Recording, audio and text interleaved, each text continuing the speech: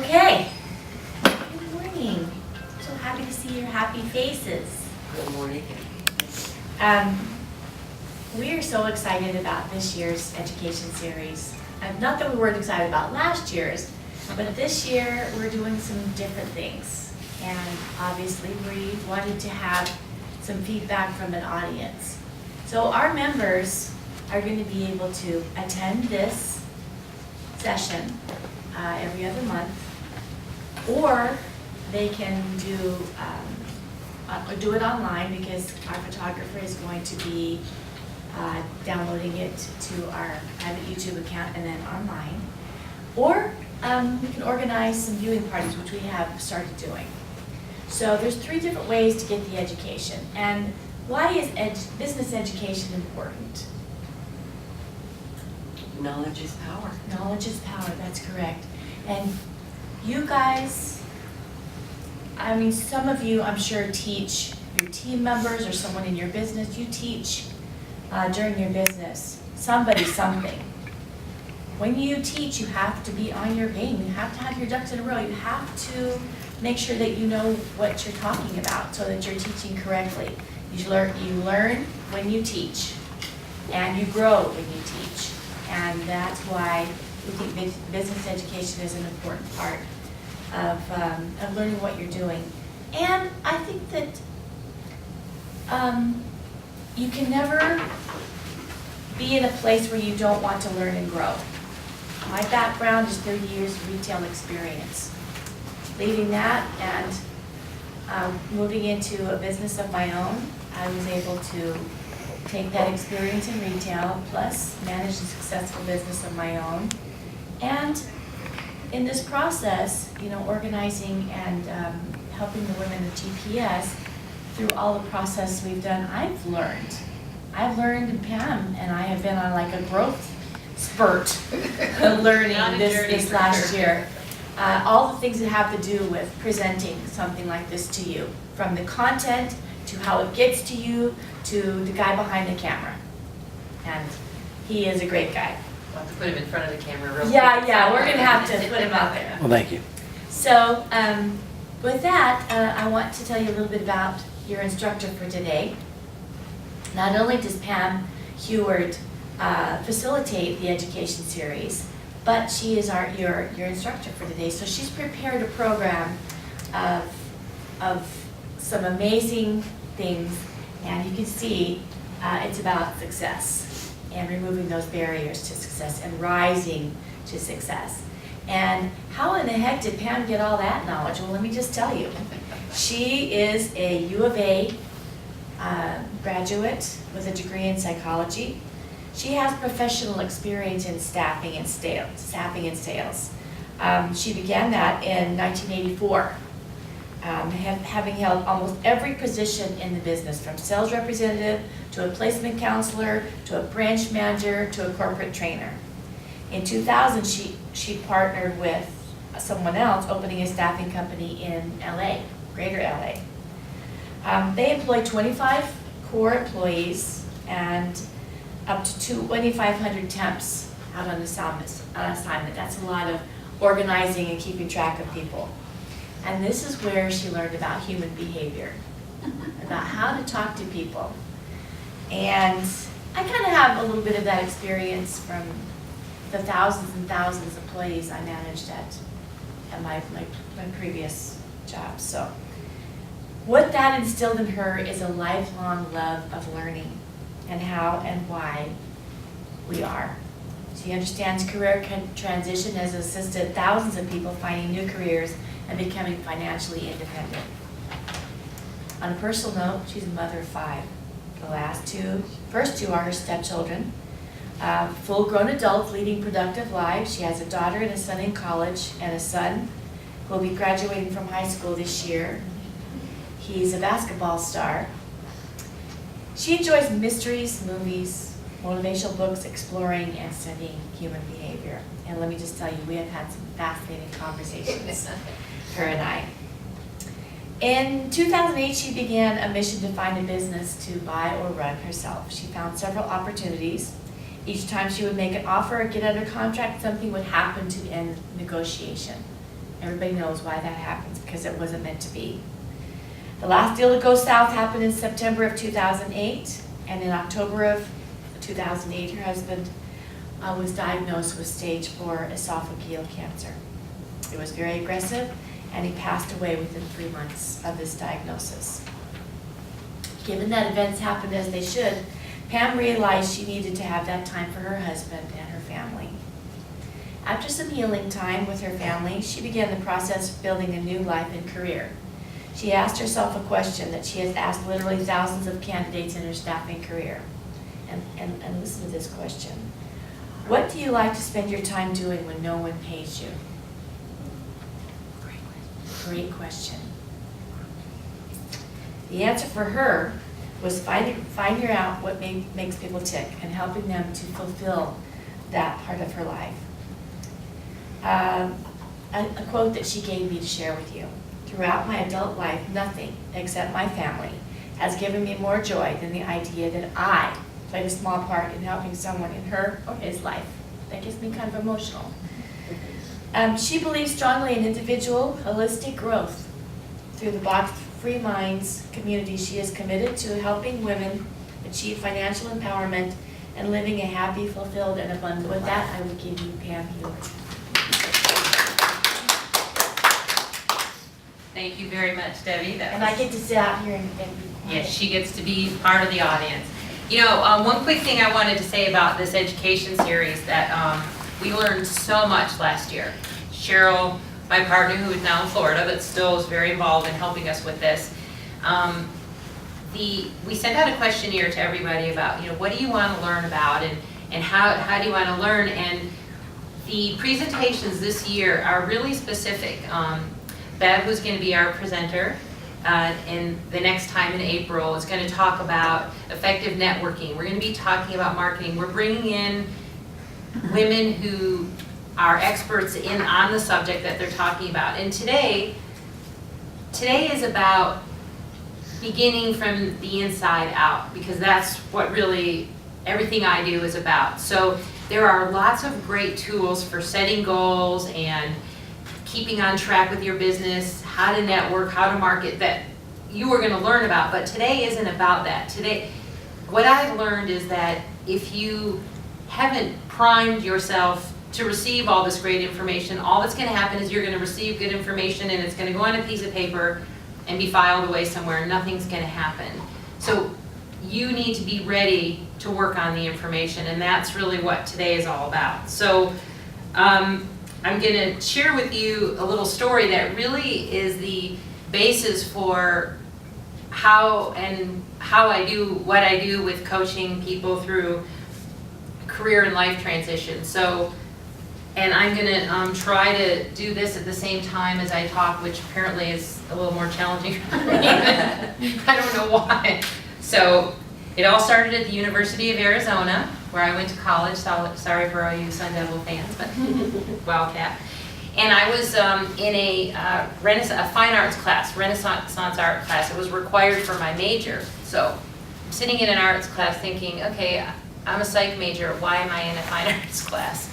And I'm sure all of you have heard of the Renaissance. It was a period in European history where innovation and culture was changing. Lots of innovative ideas were happening. Da Vinci and Michelangelo and artists were sneaking into hospital basements and cutting open cadavers and peeling back the skin so they could see how the bones and the muscle and the structure of the human form, what it really looked like. Because before them, art was really very spiritual and about God and Christ, and it wasn't, they cared about the ethereal, about the spiritual. These artists got back to nature and they wanted reality, and ballet was invented during the Renaissance. The first violin was created. I mean, it was a very exciting time, it really was. But the person that I was so intrigued by was Michelangelo and his sculpture. I'm sure you've heard his quote from the David that they asked him about creating the David, and he said that his job as a sculptor wasn't to create anything, but to chip away at the pieces that didn't belong so that I think he called it the beautiful apparition would appear. So he didn't do anything to it. all he did was assist in chipping away what didn't belong, and I just thought that was the coolest thing I'd ever heard. And I obviously think the sculpture and everything that he did was beautiful. In fact, I think I have a sample of it's not the David, but I think that's called the Pietà, and it's just beautiful, and my hope is I get to go to Italy and see all of it. So I did graduate with my degree in psychology. Was not always certain sometimes that I would. And I began interviewing applicants. And I started my career as a staffing specialist. So I'd sit down with people and we talk about what kind of job, and they would tell me they knew how much they wanted to earn, they knew what part of town they wanted to live in, but they had no sense of what it is that they wanted to do. And I found myself wondering, well, why don't they care? I mean, they're gonna spend 8, 10, however many hours a day doing this. Wouldn't you want to care about what you're doing? They felt no passion about what their job was going to be. So I decided that the staffing industry was primed for its renaissance. So I decided I would follow the teachings of Gandhi. And I also just learned this is not an accurate quote. He never said this, by the way. He preached this philosophy, but this particular quote is not his quote. So who knew? I didn't know that, but I was corrected. So, but either way, the philosophy is there, and if you want change to happen in your life, you start with yourself. So I decided that's what I was going to do. So I decided that I would work on my questioning of the applicants to help them discover their mojo, that cradle of excitement, that place where their passion is, so we could really figure out what they were going to do. And I chipped away at their blocks, one question at a time. And it was really excited to be a part of the process when you saw that somebody realized or figured something out or got back to what it was they knew all along. So as my career, but there's we talked about all kinds of questions. I won't, a whole nother time we can talk about what the questions are because they're really cool too. But over the years, as I started working with clients, I began to see kind of a process, that we go through in order to help them remove the barriers and discover that mojo, that inner passion that they have. So that's where the action steps that I'm going to present to you, it's been a period of years of really refining what we do when we work with clients. That's what these are. So that's a little bit about me. Just quickly, I wanted to say thank you and to talk about why you're here. I mean, and why, those of you who aren't here who are going to be listening or doing viewing parties later, that just people think that they only need to come to these kind of things if something's broken. And most of us, I think, here today know that that's not why you continue your education and you want to learn. You often have something to share with other people. I believe we always have something to learn. So I want to say kudos to those of you who made the trip and are here, and I really believe that what we share with each other, we are all going to walk away with at least one thing that we're going to say, yeah, I'm going to try that, or that's something I never thought about before. Okay, so let's get started. I'm going to give you here, I purposely didn't give you handouts until now because I didn't want you looking. So We're just naturally nosy. I know, so you're welcome to. Thank you. Cool big logo on the front, isn't it? I'm so excited that it printed so clearly. So we're going to walk through the 8 action steps to removing barriers to your success. Do you need one, Jen? Yes, please. So I can... Me and you don't have to. So if you'll notice, I only put a few little lines after each one, and this is on purpose, not just to frustrate you, because I wanted, this is new information about really kind of looking at yourself. Take a few notes, but you really don't have to take a lot of notes. If you really need this PowerPoint, I'll send it to you. You can have information. If you miss something, we'll get it. So write yourself little reminders, but kind of be with this information, because I'm going to ask you to kind of look at things a little differently. We're going to do a little work. So the first one, and this is probably one that sounds very simple but isn't always very easy, and that's to let go of the idea that you already know. Many of us are defeated because we have decided before we even begin, oh, that's not gonna work, I can't do it, it's gonna fail. You already have decided how everything's gonna play out. I had a story that I thought was so funny. My son and I have a 20-year-old, we were driving back from an appointment, it was before lunch, and I said, so what do you want to get for lunch? And he said, let's get some sushi. And the Fry's now has a little sushi bar in there, so we were on our way over there. He goes, can you believe my friend Caleb doesn't like sushi? And I said, Jake, it wasn't all that long ago when you hated sushi. And he goes, I know, but that was before I tried it. Thought that's the perfect story. How many times have we decided we're not going to like something? So have you ever been certain that dress that you saw on the rack was not going to fit, those pair of pants wouldn't work, they were going to look horrible on you, and you were with somebody who made you try it on, which is what I have to do, and it actually did fit? How many of you decided you would never be able to run a mile, swim a lap, or do a yoga pose, only to try it and say, it actually took a little work, but I could do it? Or how about, I could never do that job, I'll never learn that software program. Oh, here we go again. Sorry, a minute. I don't know how to get rid of that, so I can probably so I want you to understand that the first step in chipping away and finding that inner mojo and passion is to get rid of the idea that you already know, because no one has that crystal ball that I'm aware of yet. So I want to remind you that I'm telling you something that's quite simple, but I do agree that something simple, this is not always an easy concept. So let me ask you, Visa, a question, and you tell me what's assumed after this statement. In the past, when I asked for a raise, I was turned down.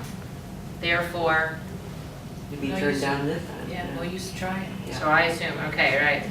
I only date losers. Because It's a that's all. self-fulfilling prophecy. Yeah. Right? Exactly. Oh, they're all good. My last relationship didn't last, so I'm not getting good at relationships. It won't ever last then. Okay, these are what we call assumptions. And don't we know that just because something happened once before doesn't necessarily mean it's going to happen again? Or maybe we took that situation and we can tweak it a little so that things happen differently. So let go of what you think you already know and be open to giving something a try again, even if you did it once before. Okay, my favorite one that I'm sure any of you who've attended anything that I've done before have heard this. Pay attention to your words. The words you use, they matter. What is your self-talk saying to you? How do you communicate with others? As a life transition coach, I find that any significant change begins with reframing and rephrasing the words that you use. When you say, I don't want to be poor, I don't want to be out of shape, I don't want to feel lazy anymore, what are you focusing on when you say that? Don't, poor, lazy. Tired. So are they good intentions? I don't want to be poor, I don't want to feel lazy, I don't want to feel tired. Well, I think they're good intentions, that's a good thing. But when you phrase it in a way that is focusing on the words that you don't want, those are the words you're using. So instead, can we try something like, I have the energy I need to walk every morning. Your words are focusing on what it is that you do have and your intention about what you're going to do. And we do other workshops, and maybe it'll be a part of something we do in the future, on goal setting and phrasing your goals in a way that set your intentions and the words in your head in the right way. And that's a whole nother topic. But for right now, pay attention to what you're saying, and when you talk about things that you want to have happen in the future, you don't talk about them in a way that says, I want the absence of this. That's just not a productive way to think about it. So what kind of language do you use on a daily basis? Oh, I can look here. The economy's bad. No one is hiring right now. Everyone will think I'm crazy if I try to start my own company. What if we said, I shift how I approach life to accommodate the new economy. I'm a job detective, and I will find the perfect job for me. Or how about, I have all the resources I need to start my own business. I can do this. So start being conscious of what you say, because you will find that some of those negative little phrases are creeping through. Yes, Sunny? I read in the book, The Secret, Yes. that the universe listens to our words, but does not recognize anything negative. So like when you say, I don't want to be poor, it just takes the word don't out. And so you're saying, I want to be poor. Oh, that's interesting. And you think about it, I mean, if those are the words you're using, those are the words you're thinking. It's just kind of the way it is, and that's really good. I haven't read that book for some reason, but I know that Letty had. If you're not a reader, there's a movie. No, Yeah. okay, good, that's a good one. We should make a list of books, because I'm sure all of us will think of things that we've read. So, what happens when you shift your energy? And I'm going to say that the word energy can also mean what happens when you change the way you show up, or what you say. Energy is kind of our coachy word, but it means the same thing. But when you change how you show up and change how your energy is with the people you interact with and a little dialogue in your head, you're going to find that the people you interact with will change. You will be attracting people, stuff, and events in your life that represent your new energy. So if you want something to change in your life or to improve, it's not everyone else's fault. I hate to tell you this. It could be. Maybe events have happened that are not so great. But the only way that you're going to make a change is when you make a decision that, okay, I'm going to do something different. And when you do, then you begin to change your world. So what are the thoughts in your head? We all have had that little voice in our head that tells us in one way or another that we're not good enough. It may say something like, you're not smart enough to get that promotion. You don't have enough money to hang out with those group of people. You're not attractive enough to get the attention of a good man or a good woman in your life. I'm sure every one of us has some little voice in our head. So, yes, Debbie? That reminds me of a great spot that I saw on TV recently about bullying, where the teenage girl, she's being treated unfairly by her classmates, and on her back is ugly and untalented and all these negative words. And then someone trips her and she falls and she picks up her books. Someone helps her pick up her book, and on the back she puts pretty.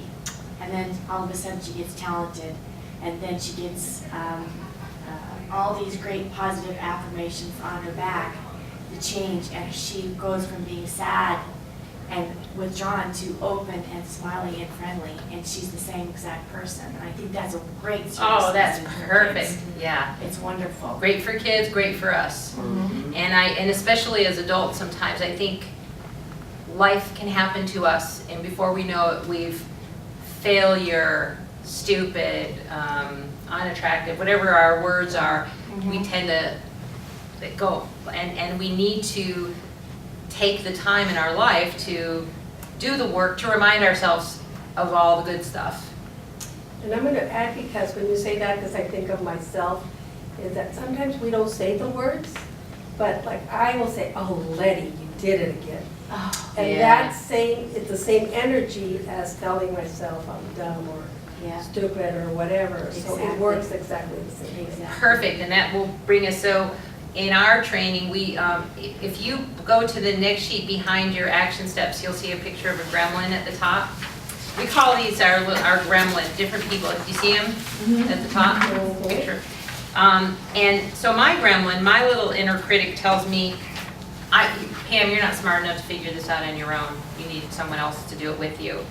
And somebody told me to do this, Cheryl, in fact, my partner, and I thought this was really stupid at first, but I've learned to appreciate it, that I thank my gremlin, because the thing that I think is important about this little voice in your head that says you're not good enough, you did it again, you're so stupid, or whatever your gremlin says, there's an element of protection in that gremlin. That gremlin, that voice is trying to stop you from being embarrassed, looking stupid, hurting yourself, so they're wanting you to play small to protect, it's wanting you, that voice is wanting you to play small as a protection. So for me, that was helpful to learn, so that I could say, you know, thank you for trying to protect me, but I'm okay, I got this, I have all I need to figure this out. So I gave you this worksheet to just think about, what does your little gremlin say to you? And that was a perfect one. Like, what did you say again? It didn't say you were stupid, but, I just said, oh, Letty, you did it again. Yeah. I've done that Just- so many times. so how The many same of you power. have a little voice in your head like that you can relate to? It's- Everyone Mhm. know what I'm talking about? So identify what that voice says to you. And to me, it's like, you can't do this alone. You know, you're gonna fail, you're gonna fail. And take the time to thank that voice for trying to protect you from whatever it is, if that's useful to you. If it's not, you can ignore it, but I found it useful. And write an actual response to your gremlin, because there are gonna be times in your life when you get scared or apprehensive about something where that little voice is gonna come up and it's gonna say, don't do that, it's gonna fail, you know, it's gonna be bad, and you need to be prepared with a response to say, thanks, I got this. So I was gonna have you take time now, but would you rather take some time to think about it, or would you like to write some things now on the gremlin worksheet? Okay, all right, Bev shared something with us, but we want the cameras on, so we want this to be shared with all of you. So share that, speak up and let everybody hear that quote again. Well, we used to say, life is what happens when you aren't watching. But when you are watching, you make life happen. Very good. Mhm. Okay, all right, so do some work, and you know, when it comes to any of these things, if you want to, please feel free to call or email and talk to me about the gremlin or any of these other topics, because today is about giving you an overview of each of these action steps. To be honest, we could do the 2-hour work, we could take any one of these and do an entire workshop just on the gremlin. In fact, people do. So, okay, so we're gonna get to the next step, which is to forgive yourself and others. How many of you have been lied to, wronged, betrayed, disappointed by somebody? How many of you have lied to, betrayed someone, or disappointed someone else in your life? Oh, I'm sure. I mean, you know, we don't have to share all of that. Were you gonna say? No, I was just. But, how does it feel to think about those things? Well, but I find it sad when it happens and you aren't even aware that you did it. Yeah, That's Yes. when I have a real hard time with myself. Yeah, oh yeah, and then you don't find out till maybe much later when Oh, yeah. something comes up. yeah. And how do these experiences impact your thoughts and things later when they happen? When we betray someone or lie to them, we're trying to protect ourselves from something. When I have done that in the past, immediately, when it's out of my mouth, it comes down crashing. This is what you did. It's like, oh my goodness, what? Now I can't backtrack out of it, because then that makes me look even worse. That's right. But you can learn from that. Absolutely. And teach yourself that when you said or did something like that, how much it hurt the other person, and it hurt you just as much. And it becomes like a training thing. You think about what you say first before you do it, so that you don't have to forgive yourself. Right. I've gotten really good at forgiving myself. When I was younger, you know, you try to make everyone happy, and you turn yourself inside out, and they're upset with you anyway, or they just, you know, for some reason they take you the wrong way all the time. But if you know in your heart what you meant, and you know that you're sincere and honest, it's their problem. And I've gotten much better about not trying to. Take it all on Yeah. yourself. Yeah. So how favorite does that phrase. impact you in forgiving other people who may have wronged you?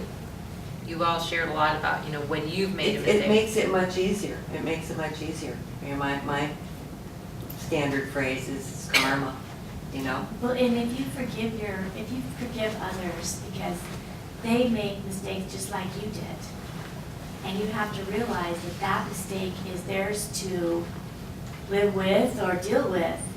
But the more you let it impact you and hurt you, the worse it feels for you. So let that person make their mistake and understand they're human, forgive them for that, and don't dwell on it, just move on. That's right. It's a learning process, You can and they only just haven't change, learned that you can process only yet. change yourself, you can't change others. That's Right. correct.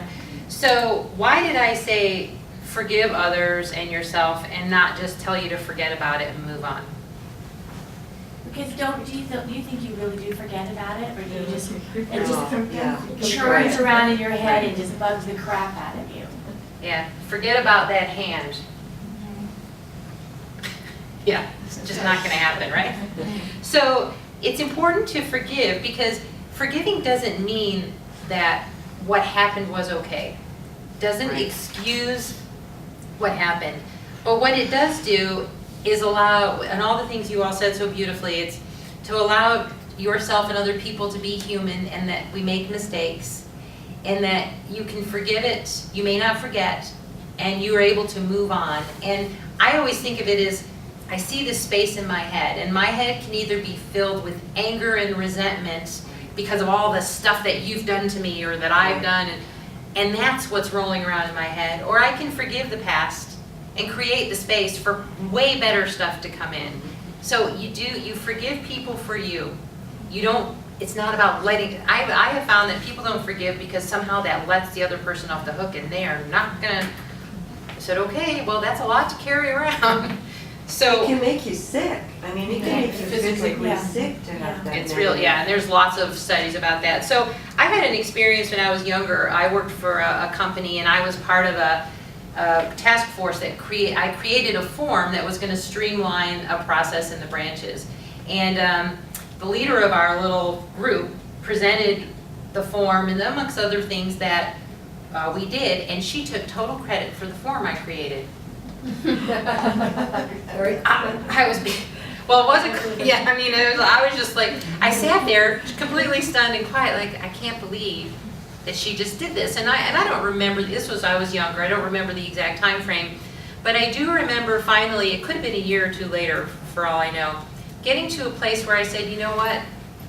She needed to take credit for that form. Maybe she was gonna lose her job, maybe something bad was happening in her life, but for whatever reason, she needed that. And the good news is I created that form, and I was gonna be able to create and do other things in the future. So I'm gonna forgive her and understand that she's human, something was going on, and move on. And it was the most freeing thing for me. And she is, I think Debbie said, she's the one who has to live with the fact now that she took my idea. I don't have to live with that. Yes. Okay, so this is a scenario that a lot of us experience, I think. When someone is in your life for whatever reason and you have an association and you talk on the phone or you have a project you do together, whatever, and then all of a sudden, for no apparent reason, that you can, they drop out of your life. Stop taking your phone calls, cancel lunches, they disappear. And is the first thing that you wonder what I did to her or him?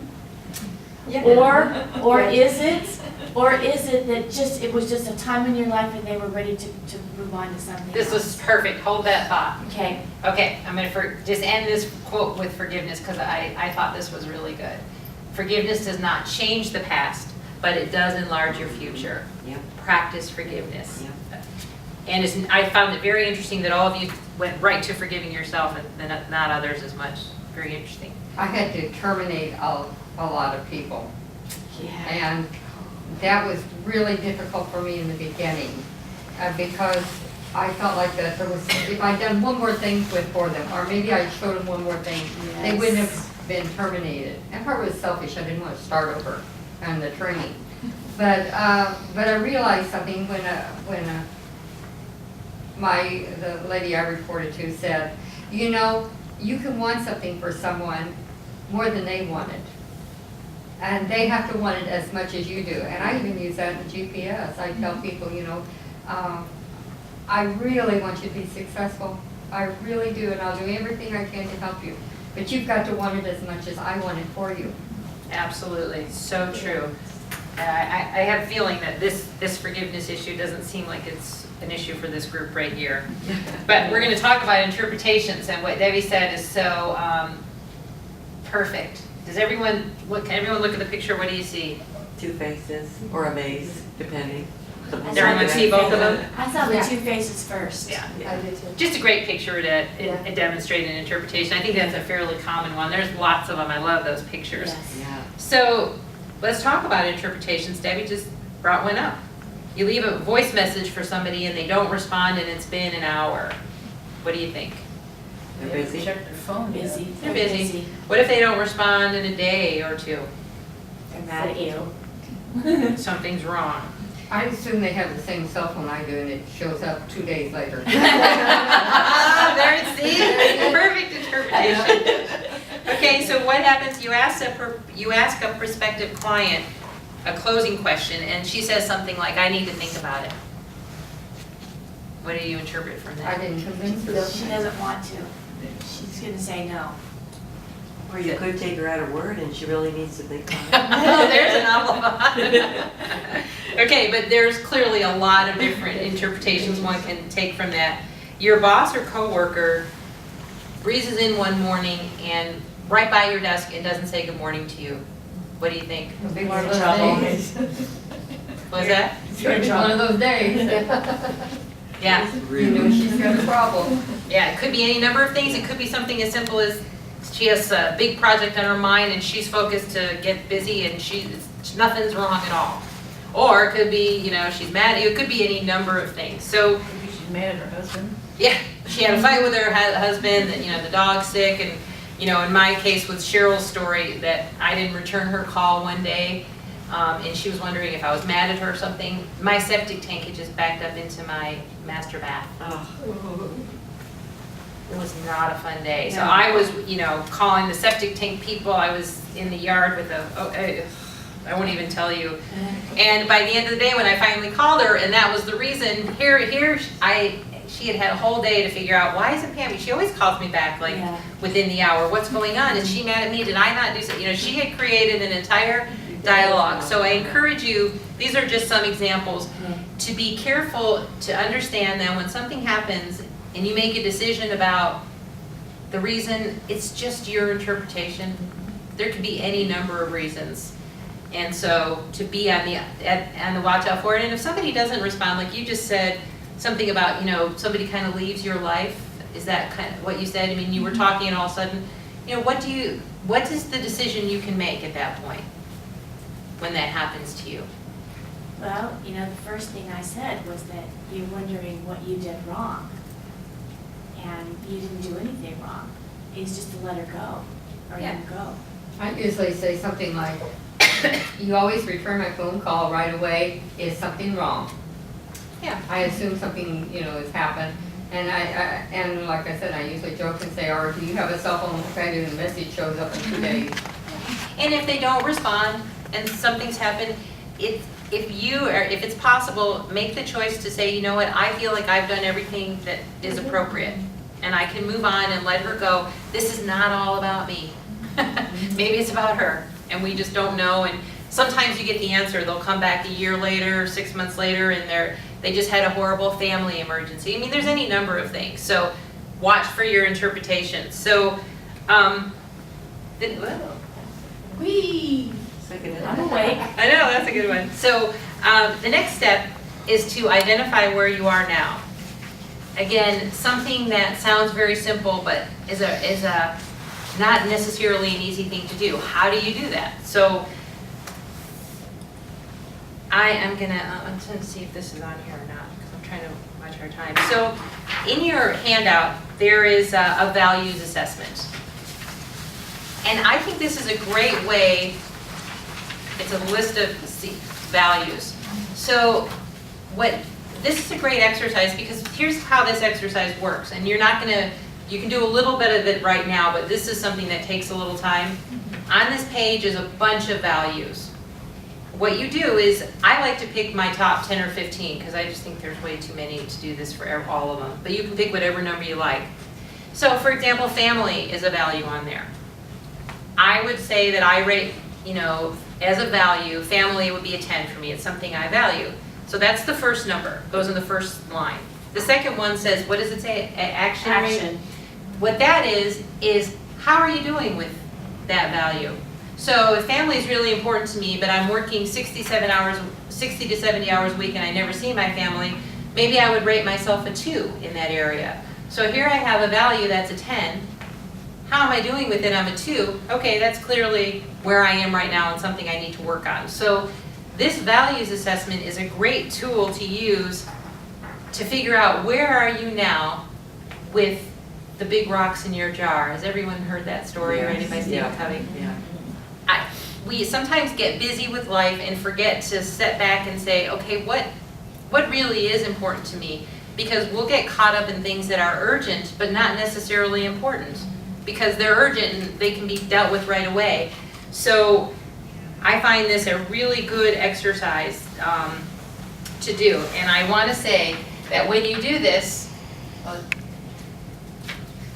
love how she knows how to do all these things. And also there's a space to put other values. Just because those are the values on the sheet, you may have others that are not on here. So take some time. But I want to caution you that when you do this, there is no judgment allowed. Every one of us will have, if I said to you, pick your top 10 values, would each of us pick the same top 10? No. So whose is better, mine or yours? Mine. Bad. Okay, I'll give it a Except bad. But how many of you have found that when you're looking at things like values, you allow outside influences to affect your decisions? So I want to ask you a question. So in your opinion, who does more valuable work in the world, or did for Mother Teresa? Mother Teresa or Angelina Jolie? Is it Tony Robbins or Bill Gates? Walt Disney or Richard Branson? The point is, stop comparing yourself to other people. In this case, I would say that each of these people has contributed to our world in good and bad ways. I mean, we could talk about Disney and a lot of things that are a little questionable about him, but look at also what he has provided for us. So each of us has a gift to share and in a unique way to touch others in the world. There is nothing to be gained by comparing yourself to others personally or professionally. So I encourage you, when you have some quiet time with a glass of wine or a cup of coffee, whatever you, sit down and identify your top 10 and really decide for yourself where am I right now with what I truly value in my life. Okay. The fact that you are always learning. People come into your life for a reason, a season, or a lifetime, which again speaks to what you just said. Yeah. Don't you find that people and things, they come in and out of your life? It's okay. And the fact that people leave or things change is not all about you. They're on their own journey just like you are. So I share the story here that, I had my real estate license. I got it in 2004, and I did, a fair amount of transactions for about 5 years, and then retired from real estate, when lots happened in my life. And just last year, I did a 1031 exchange. Anyone ever even heard of it? Okay, so all you tax people, So all that it means is, in the tax code has a provision that says if you sell, I had a rental property, if you sell it and you take those funds and you put it in an account where I never touch the money, and I turn around and I buy the same kind of property somewhere else, the IRS is not going to tax me for it. So it's a great way to save the tax money. So I was working with a realtor in LA and a realtor here in Arizona, because I sold in California and I bought in Arizona. I worked with a 1031 exchange account, I forget what they're called. They're like an escrow company, but just for exchanges. And one day, and being the kind of naturally curious or nosy person that I am, I ask a lot of questions. And one day, the realtor here in Phoenix said, once this is done, you could probably teach a class in it.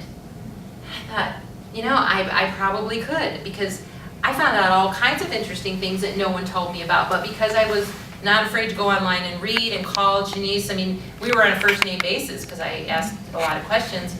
I thought, I just went through this experience, and there may be other women out there who, through a divorce, a widow like me, or, we wound up with a property that we're paying all kinds of taxes on, and we don't why are we doing this? I could share this information and maybe help somebody else, and they don't have to go through everything that I did. And that was really the beginning of Box Free Minds, and the reason that I created it, because I wanted a place where women could be educated about financial matters, but also be motivated, inspired, and ask questions about things. Or like me, I shared my 1031 exchange story because maybe somebody else would be helped by that. So embrace the fact that there's always something to learn. Again, not an issue in this room. I happen to know all of you. Okay, so the next step, get curious. And you would be surprised how much guilt there is around what are the things that you enjoy doing. How many of you like the Kardashians? How many of you like the vampire books and movies or TV shows? Do you watch, oops, again, no judgment, I should go back. Do you watch Mob Wives, Jersey Shore, Teen Moms? I was trying to think of what name of Guilty pleasures. yeah, your guilty pleasure. You watch cartoons sometimes when your kids watch, you know, this has been a little while. Do you feel guilty about any of your guilty pleasures? No. Good. So again, this is a place that I encourage you again not to have any judgment. I watched the series Dexter. Anyone ever heard of that? Yeah, I didn't like it too violent. My son and I watch it, and it, you know, we have fun with it. And hey, I don't know what to say other than it's just a thing that we do together. It's fun. Would you watch it without him, though? It's your Maybe I bonding would thing? now because I've gotten into it, but no, Yeah. probably, I mean, I wouldn't have Yeah. even known about it had it Yeah. not been for my kids. But yeah, that's true too.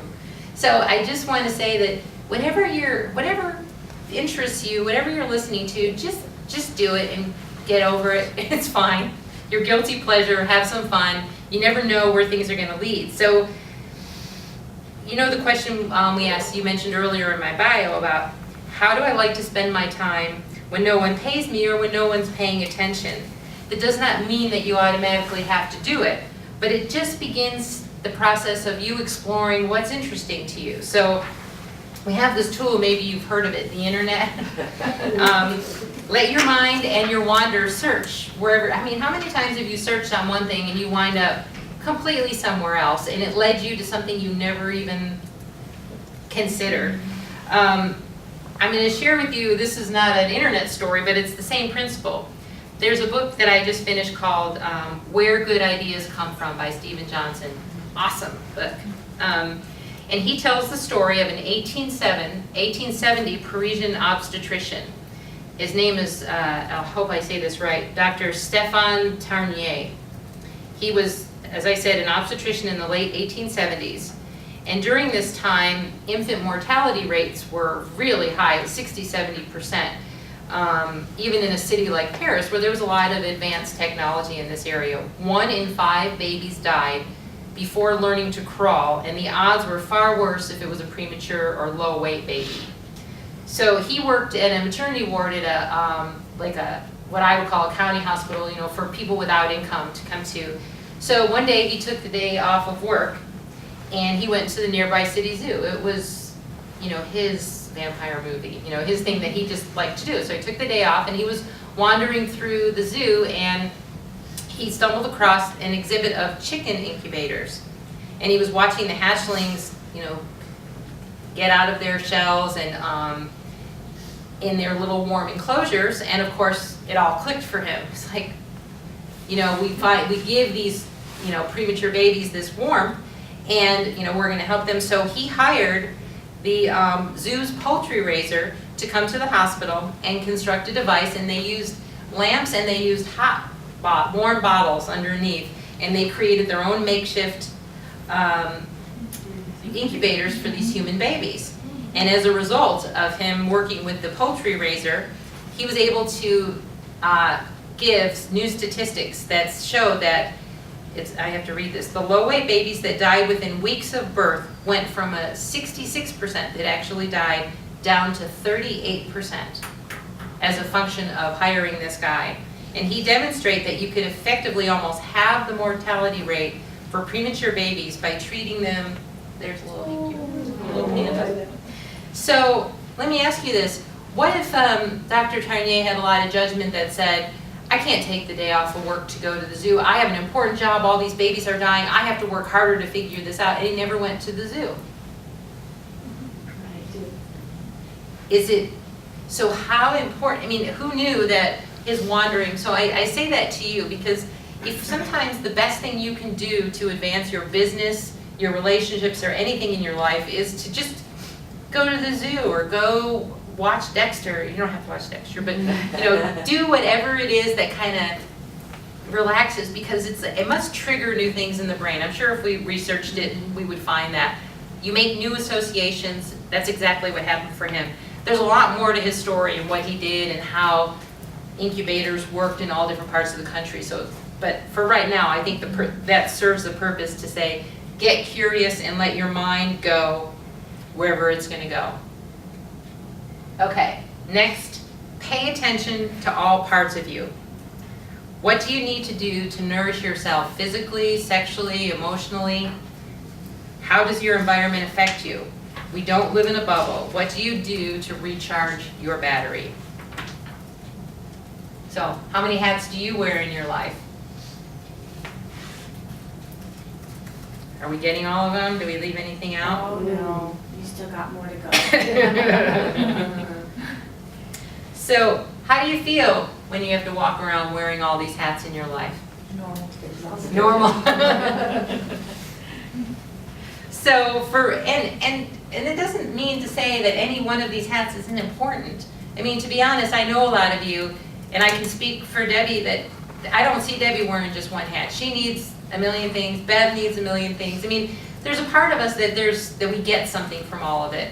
But what happens when we do all of this, especially when we're caring for elderly parents, I've been through that experience, Gloria, too, or caring for anybody who needs that help, it sucks it right out of you. So take the time, and I think when we talked about this, to really focus on your hat, the Letty hat, the Pam hat, that what do I do for myself to recharge my battery? Because all these people that you do all these wonderful things for are going to expect it from you, and you're good at it too. So explore your hat that gets you to what we called your true who. That's the one that's just for you. Is it, some people call it a higher source within. Some people call it your passion. One of our members at another workshop called it her juice. That thing that gets you up in the morning. So in all of this work that you do to begin the next chapter and creating new things in your life, remember to take care of the physical part of you in addition to all the growth you do up here. Okay. Oh, a deeper call comes from the inside out. It is the expression of our essence, our core. It's a nice quote. I don't know Richard Leader. Has any of you ever heard of She him? just dropped that in on you with that, Dylan. Cheryl did that, yeah. Okay. It's a great quote. That's a great idea. All right, and finally, get connected to others. No one achieves success alone. Surround yourself with people. This was a quote from my husband, I'm sure I've told you guys. He always said he tries to surround himself with people who make his number go up. And I always love that quote because I think that's exactly, someone else once told me there are three kinds of people in your life. There's the vampires, the people who suck the energy anytime you're around them.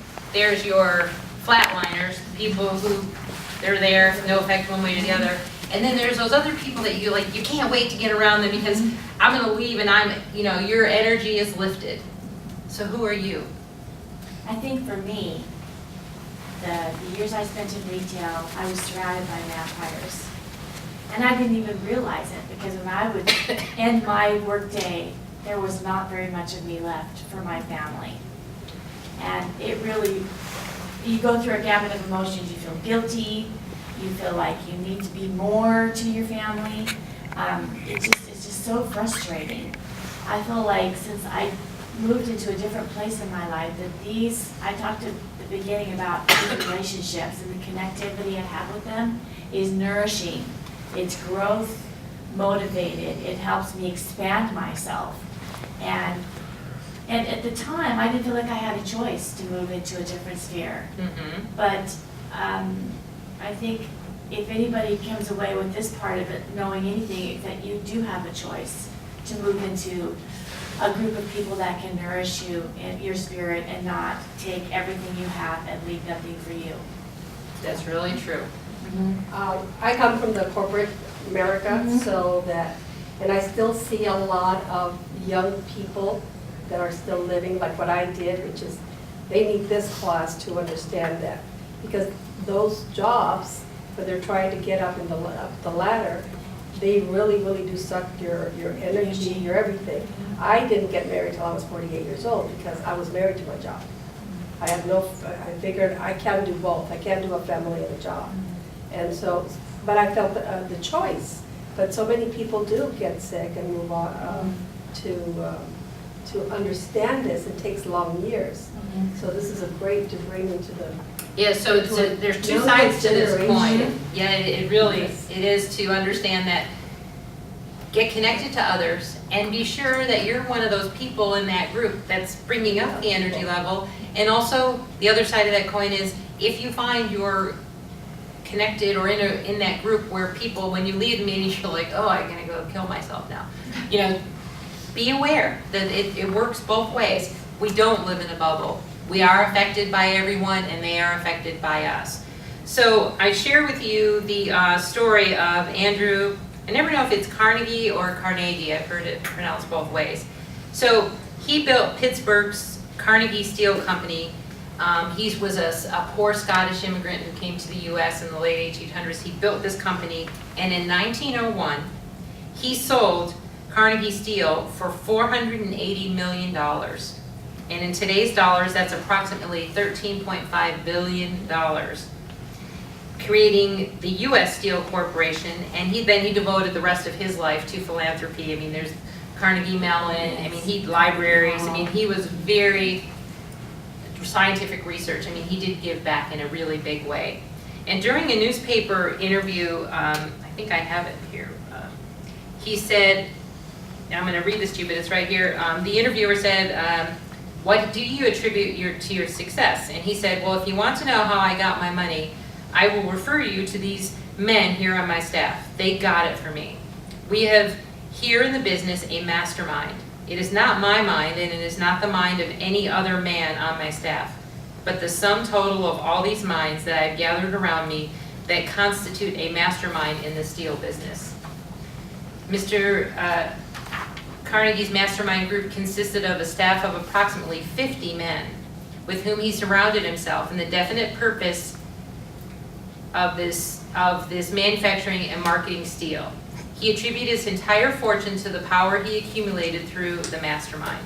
Now I know you've all heard of a mastermind, it's become a very popular topic, but I bring this up because how many of us feel like if we have to ask for help that somehow we've fallen short or we failed because we're asking for help? Well, here's a guy, he was no steel genius. He wasn't an engineer. He was a guy whose ego was, he checked somewhere else, and he brought the engineers and the professionals together to create the business and did a huge job of that. So analyze the record of any man who has accumulated a great fortune or even a small fortune, and you will find that they have either consciously or unconsciously employed the mastermind. And I think this is another quote from that book, Steve Johnson, and he said that we are often better served by connecting ideas than we are by protecting them. So it's again, something I think is so huge. We feel like we know something so we can't tell anybody because they're gonna steal it from it. And I actually had something stolen from me, so, but real genius and great things happen in a collaboration. Haven't you ever noticed that you bring one element, you bring another, and before we know it, we have created something that we would never have created on our own. The education series, the GPS, and all the other things you do are because you ladies put your head together and make it work. Exactly. So in summary, I'll just say that I think we have them up. Let go of the idea that you already know. Pay attention to your words, because your words really do matter, and don't assume you know what's going to happen. Forgive yourself and others. Identify where you are right now and do your values worksheet. Embrace the fact that you are always learning. Get curious, and I was always thinking of saying get curious, get searching, and get over your judgment about what it is you're curious about. That's just too much to say. And pay attention to all of you. All of you is connected, and you got to take care of the whole thing. And finally, get connected to others. And this is a quote that we've shared before, but I really felt it was powerful, so I'll share it again. It's from Steve Jobs. If you're familiar with this quote. Your time is limited, so don't waste it living someone else's life. Don't be trapped by dogma, which is living the results of other people's thinking. Don't let the noise of others' opinions drown out your own inner voice. And most important, have the courage to follow your heart and your intuition. They somehow already know what you truly want to become. Everything else is secondary. I think we're at the end. So we'll open this up for questions, but is there any, out of all of this information, is there a question that comes up for you or a takeaway, something from today that you feel like you could take and implement in your life? Debbie? When you played that quote for Steve Jobs, everyone knows what kind of impact Steve Jobs had on the entire world. And there's just no question there.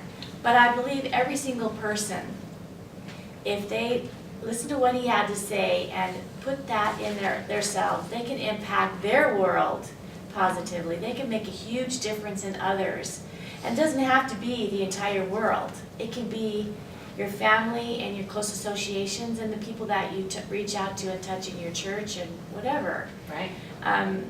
If you realize that your inner voice is so powerful, if you listen to it and don't have that chatter from outside saying you can't do it or it won't work or this is too much or whatever, just if you have a fire burning in your belly and it keeps pounding into your head saying do it, do it, do it, it can happen, you can do it, it's important, it's necessary, then follow that through and you're going to be surprised at how you impact other people just with that. Listen to that voice and don't let other people drown out that passion in you because it's just so important. And there's lots of people who believe that they know better for you too. Yeah, than they yourself. absolutely. Good. That's my. Thank you very 2 much. cents. That's great. Rhonda? For me, it's just remembering and being aware of what you get from collaboration. Sometimes you And I would invite other people to come with us. It was just the two of us, but, well, Gloria can come too, or Pam can come too. And eventually, we had someone from just about every service in the hospital having breakfast on Payday Friday. cool. We worked together so well that at one point, the pharmacist brought up some meds. I called her and said, I need this bag. She goes, well, it's too big to send in the tube system to come up. She says, you'll have to come down and get it. And I'm like, oh, gee, I'm so busy. I don't know when I can come down and get it. And the patient needs it. She goes, well, I'm going to the candy machine. I'll bring it to you.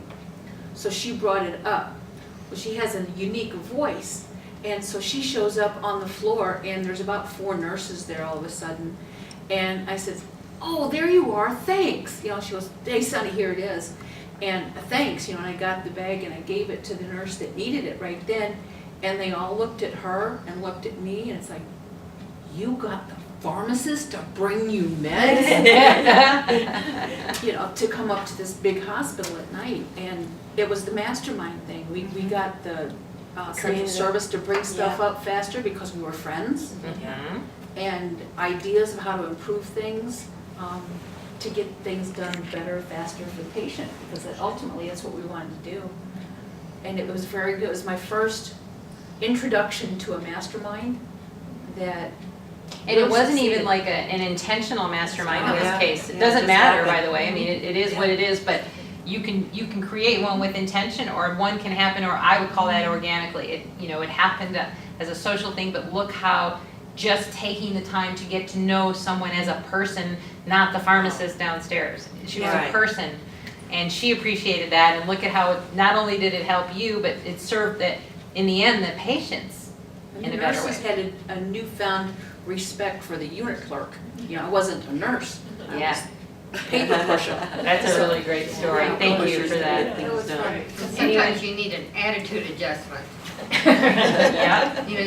Oh my gosh, I've got another meeting, I should be doing this, I need to be, okay, now I'm divided. So you have to, when you're heading out, you have to have an attitude adjustment and say, now what am I going to get from this meeting? What do I intend to get, and what do I intend to give to it? That means kind of shutting out all of the outside things that you have going on, and make sure that you stay in the moment you're in, or you're gonna lose it and you'll never have it back again. Yeah. So that's a toughie for people that are used to multitasking and have so much that they're responsible for. But you're gonna enrich your life so much more, you just live in the moment that you're in, so that when you get past it, you don't regret looking back and missing it. And that takes training. You have to teach yourself Sure. to do that. You have to teach yourself to shut out all the things that are around you. Decide how you're and gonna decide show how you're gonna show up in that moment and be present. Yeah. There's nothing more frustrating to talk to someone whose mind is obviously not on you or anything you have to say, because they're thinking about the next meeting, or is someone sick at home, or, all those kinds of things, chatter that. Have you ever found there's somebody who's seems like all they do is wait for you to stop talking so they can They can start say, talking yes. again? Yep. And Oh, they yeah. haven't ever really heard you, and Yeah. how frustrating that is to be on that, in that Exactly. kind of a conversation. Mhm. Yeah. Thank you, yeah. Gloria or Letty, any thought? Well, I think that, like I say, sometimes you need to learn how to listen. The first thing you need to listen, because a lot of times you're talking too much. Yes. And you're not paying attention. The person that you're trying to have a conversation with is not, they look at you as, because they're not listening to you, because you are not listening. Don't let them respond. Yeah, very good point. Mhm. Okay, so if you're gonna leave this room, what's the one thing that you're gonna do differently today? Is there anything that you can think of? I'm gonna be more grateful for all the good things I have, and the relationships, and just the awareness of these things, and I appreciate this. It gives you so much to think about, Good. and help you stay positive and be more positive to grow. And I think forgiving is something I've always struggled with. Not myself so much, but others. that's a tough one. That's a tough one. And I actually hold on to things that people that I haven't seen in years and years and years, and I still bring that up in my head. What the heck did I do to cause them to? I need to let that go and just forgive them for being human and realize that they're in the place they need to be. And I was enriched by them being in my life when they were, and then I took that with me, and it formulated who I am as a person. Good. I That- think your number 2 are your action steps. Pay attention to your words. It's always a good reminder for me, who is rather flippant sometimes and says things that I go, why did I say that to that person? Yes, we can all relate to that. that. With a preacher say something, I go, oh my gosh, why did I say that? So. Good, pay attention to your words. Letty, did you have your hand? I was just gonna say the value assessment, because, it's something that you don't think about often, and it takes you to a point to where really, we think we know where we're at, Right. but not until you actually do an exercise like this. I'm looking forward to a glass of wine and quiet time. Seriously, I mean, there's a lot there. That's the best exercise I've ever learned for when people say, well, figure out where you are now. And I sat there and said, I'm in here at the city of Peoria in a room. What do you mean, where am I now? Right. That didn't have any meaning for me until this, until I said, oh, okay, I need some way to measure and define what you're talking about. So that's a great exercise. And thank you for saying don't compare to anybody else or the judgment, because you could easily do that. Yeah. Easily. This is just for you. Yep, nobody Right. can judge it or That's right. grade it. Don't show or it You're not to gonna anybody. get a check mark if you pick the And wrong please, if anything comes up during these, all my email, call me or whatever, I want to hear from you. I probably will send you an email asking for input. I made the choice not to print out that feedback form because I don't know, what I would love to do, if it's okay with you, is I'm going to send you an email, thank you for being here, and give you a few guidelines, and if you're okay with it, email me back and your impressions of today, what you liked, what could have been better. I want some real good feedback because I believe these are all really important and I'm very excited about it, but it's different when it's in your head and then it's different when you put it out there and how it's received. So I would really value your input, and I'm just going to send you an email for that instead of checking boxes on a form. I just didn't feel that wasn't the kind of feedback I wanted to get. So thank you very much. Thank If there are you. no questions, we're done. Yay! Thank you.